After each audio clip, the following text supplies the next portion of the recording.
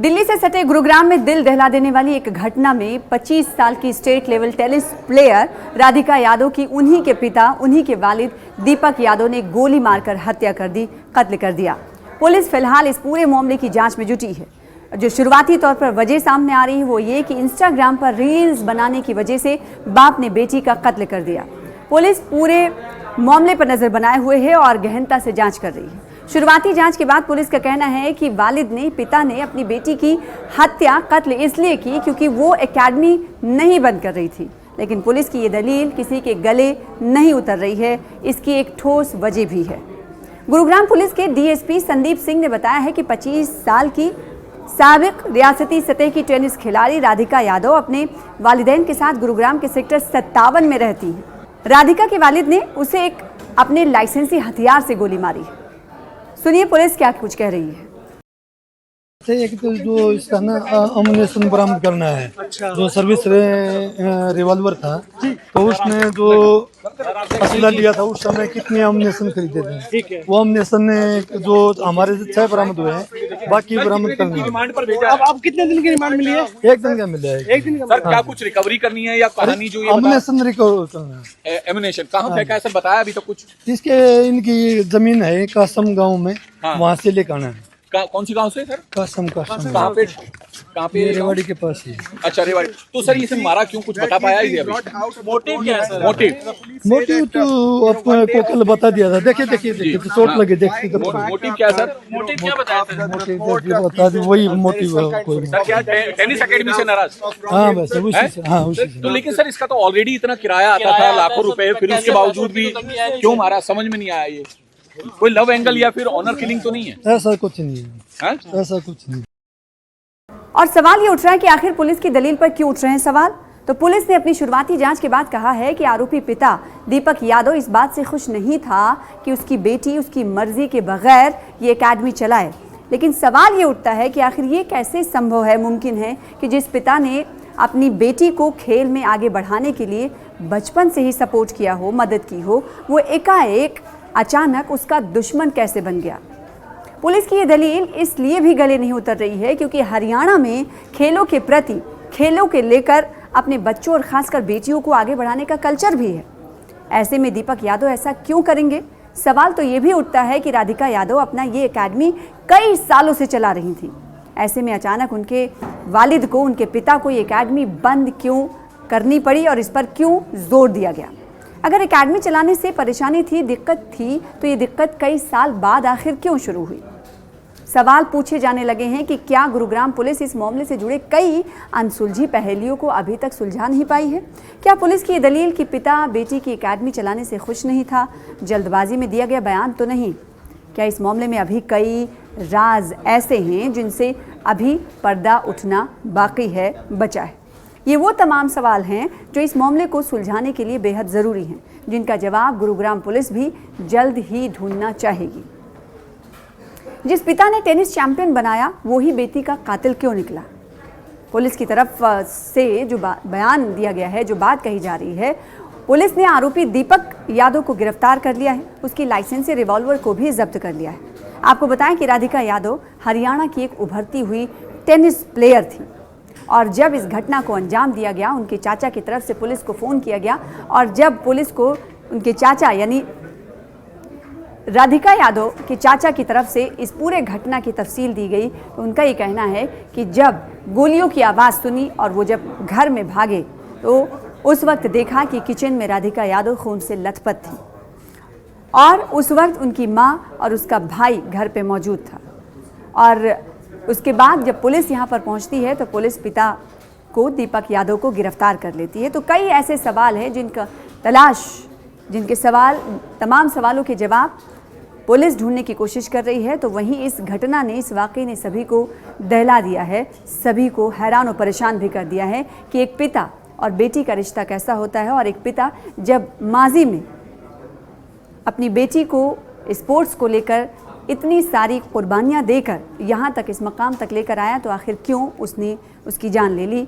क्या इसके पीछे कई और बड़ी वजह हो सकती हैं? इन तमाम वजूहात को तलाशने में जुटी हुई है गुरुग्राम पुलिस। बहरहाल इस घटना ने, इस वाक़ये ने सभी को झंझोड़ दिया है। सनसनीखेज वारदात है, सभी सकते में हैं, हैरान हैं और परेशान हैं। इस वक्त में मैं उस ग्राउंड पे हूँ जहाँ पे राधिका बच्चों को सिखाने आती थी, और जब यहाँ पे सिखाने के लिए आती थी तो यहाँ पर किस तरह से उसका व्यवहार होता था इसको समझते हैं। हालांकि उसके बारे में कहा जाता है बहुत ही प्यार से सब स्टाफ से बातचीत करना, बहुत अच्छे से अपने स्टूडेंट्स के साथ बातचीत करना, ये उसका व्यवहार था। और इस वक्त में हमारे साथ में यहाँ पे ग्राउंड पे काम करने वाले साथी हैं, उनसे बात करते हैं तनु से। तनु, मुझे ये बताइएगा, जो ये क्रिकेट का इधर है और वो साइड में टेनिस का है, तो राधिका जब आती थी कैसा उनका नेचर था, किस तरह से व्यवहार करती थी? सर व्यवहार तो उनका सही था, बोलने चालने सही थे, वो मेरे से भैया करके बात करते थे। कभी भी मतलब कुछ भी काम की ज़रूरत पड़ती थी तो वो मेरे से ये कहते भैया ये काम कर दो, तो मैं वो काम कर देता था और अपने ग्राउंड में इधर दूसरे आ जाते थे जहाँ मैच होता है, और वो अपने बच्चों को उधर ट्रेनिंग देते रहते थे। तो क्या उनका क्या कोई टाइम होता था आने का यहाँ पे? टाइम सर वो ये था, सुबह आती थी 7 बजे और शाम को मतलब वो आती 4-5 बजे की तरफ, और फिर वो चली जाती थी ऐसे 6-7 बजे की तरफ में चली जाती थी। तो उनका वो जो आती थी तो अकेले उनका? वो अकेले आती थी टेम्पो से, और कभी कभार बच्चों को जो पेरेंट्स वगैरह थे उनके साथ चले जाते थे, बच्चे भी चले जाते थे। वो कहते थे कि भैया जहाँ तक जा रहे हो वहाँ तक छोड़ देना, वहाँ थे हम अपने घर थे। अच्छा। तो यहाँ पे उनके साथ में और भी उनके जो सर्वन और कौन क्या आते थे? पेरेंट्स के मम्मी पापा आते थे, और मतलब जो बच्चे थे वो आते थे सर। और कोई साथी उनका? और जो मतलब सावन सर। इनामुल साहब भी कोई आते थे क्या? इनामुल नाम का एक साथ में, उनके साथ में अक्सर उनका मित्र जो है, दोस्त इनामुल? नहीं, और तो सर मतलब उनके सर के साथ में कोई आता था, तो उनका नाम तो नहीं पता, एक सर यहाँ आते थे, सर को मैं जानता हूँ। अच्छा, जो सर आते थे साथ, उसका नाम नहीं पता है? हाँ, उनका नाम नहीं पता मेरे को। तो ये सुबह में ही ज़्यादातर आती थी वो? हाँ, सुबह और शाम को बच्चों का मतलब यहाँ ट्रेनिंग होता था बच्चों को सिखाने। तो यहाँ पे जब आती थी तो खुद यहाँ बैठती थी ट्रेनिंग में और बताती थी खुद से? मतलब खुद खिलाती थी। अच्छा। हाँ, बच्चों को खुद खिलाती थी, और जैसे सर भी खिलाते थे। जैसे बच्चे ज़्यादा आ गए, जैसे 2 से 3 हो गए तो सर भी साथ में लगते थे, और जैसे 1-2 बच्चा है या बेटी है तो मैडम ही खिलाती थी। तो जो खेल होता है, कई बार जो वीडियो बनाना, रील बनाना, तो वो भी खुद से बनाती थी या कोई दोस्त यार बनाता था? नहीं, रील तो मैंने सर यहाँ कभी देखी नहीं है बनाती हुई। हाँ, क्यों हम अपने भी काम में व्यस्त रहते हैं। सबसे ज़्यादा हमारा ग्राउंड का काम, उनका तो काम थोड़ी देर का है, बुला लेती नहीं, हमारा काम हो जाता है तो हम अपने इस ग्राउंड पे आ जाते, क्यों यहाँ ज़्यादा मैच होते हैं। ओके। बहुत ही दुखद घटना है उनका जाना, उनका इंतकाल है। आप तो देखे हैं साथ में उठना बैठना, यहाँ पे उनके खेल देखते हैं। मतलब बोलने बरताने का मतलब उनका सही था, मतलब कोई वैसे नहीं, बहुत अच्छी लड़की थी। मतलब कभी उनके पापा आए यहाँ पे? नहीं सर, वो कभी नहीं आए हैं यहाँ पे। कभी भी ऐसा उनके परिवार का कोई सदस्य यहाँ पे? नहीं, कोई नहीं आया, खाली मैडम और सर आते थे। सर अपनी गाड़ी लेके आते थे, और मैडम अपने कभी ऑटो से आ जाती थी, कभी पेरेंट्स के बच्चों के साथ में आ जाते थे। लेकिन बहुत तो हमने टेम्पो से उतरते देखा उन्हें, जो ओला ओवर का टेम्पो होता है उससे उतरते हुए देखा। अच्छा। ये पूरा ये ग्राउंड है। निश्चित तौर पे देखिए, ये तनु है जो इसी ये ग्राउंड स्टाफ है, और अक्सर यहाँ पर राधिका से बातचीत होती थी। बातचीत इस बात से कि अगर जैसे ही स्टेडियम में आती थी तो सबसे पहले तनु और उनके जो साथी हैं उनसे ही बातचीत होती थी, और उसके बाद वो ग्राउंड पे आती थी, अपने स्टूडेंट के साथ बातचीत करती थी। ये ग्राउंड देखा जाए, ये ग्राउंड 2 हिस्से में है, एक क्रिकेट का है और दूसरा देखिए टेनिस का। जो पीछे वाला आप हिस्सा देख रहे हैं, देखिए अब यहाँ स्टूडेंट्स भी ये लड़के काम करने के लिए आज आया है। पता नहीं लाइट लग रही है क्या है, और ये जैसे काम अभी कोई बच्चे सब आ रहे हैं? नहीं, अभी तो नहीं आ रहे सर। तो ये देखा जा सकता है कि ये वो स्टेडियम है, वो लोकेशन है एकेडमी, जहाँ पर यहाँ पर राधिका आती थी यहाँ पे सिखाने के लिए बच्चों को, और यहाँ पर सिखाने के एवज में जो खुद वो खेलती थी। और जिस तरह से देखा जाए कि इसी एकेडमी में जब वो काम कर रही थी, और उसके पिता जो है दीपक उनको बार बार मना करते थे कि एकेडमी मत जाया करो। तो वो एकेडमी जो आखिरी 1 महीना पहले तक भी यहाँ पर अक्सर यहाँ पे आती रही हैं, खेलती रही है।